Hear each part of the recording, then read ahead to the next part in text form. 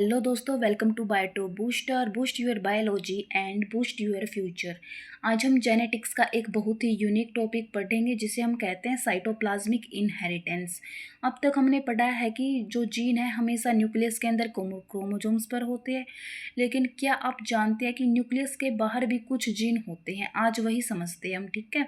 जो हमारा cytoplasmic inheritance है ये क्या होता है? नॉर्मल इनहेरिटेंस में तो करैक्टर न्यूक्लियस से आते हैं जिसे हम न्यूक्लियर इनहेरिटेंस कहते हैं। इसमें दोनों पेरेंट्स का बराबर कंट्रीब्यूशन होता है।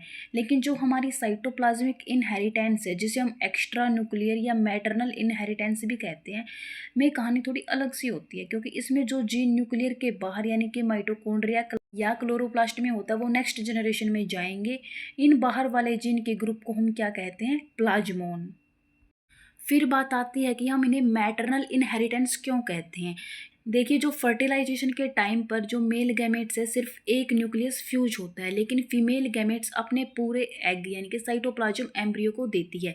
इसका मतलब एम्ब्रियो के पास सारे ऑर्गेनल्स जैसे क्लोरोप्लास्ट हो गया और माइटोकॉन्ड्रिया हो गया सिर्फ मदर सेल से आते हैं। इसलिए इस प्रोसेस में जो मेंडलिज्म का रूल्स है वो फॉलो नहीं होता और जो फिटस है वो हमेशा अपने फीमेल पेरेंट्स जैसा दिखता है, ठीक है। इसका एक एग्जाम्पल भी है, वो है मिराबिलिस जालापा 40 ओक्लोक प्लांट्स का।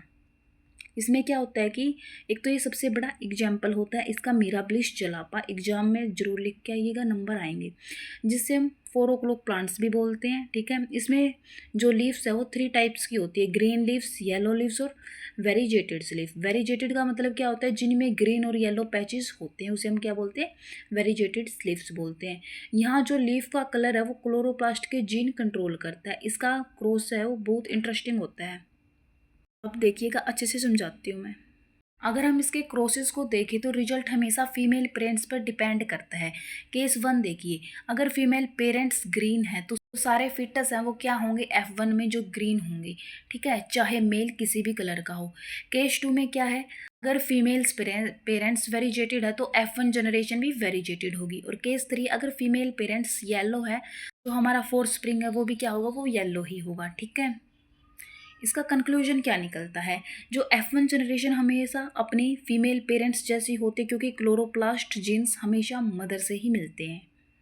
तो हमने आज क्या सीखा? इसमें क्या बात आती है कि अगर न्यूक्लियस से इनहेरिटेंस हो तो दोनों पेरेंट्स का असर दिखता है, लेकिन अगर साइटोप्लाज्म यानी कि माइटोकॉन्ड्रिया या क्लोरोप्लास्ट से हो तो सिर्फ मदर का असर दिखेगा, ठीक है।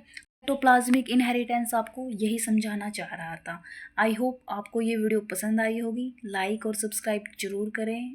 आपको मिलते हैं हम नेक्स्ट वीडियो में। And thank you for learning with Bioto Booster. Keep studying, keep growing.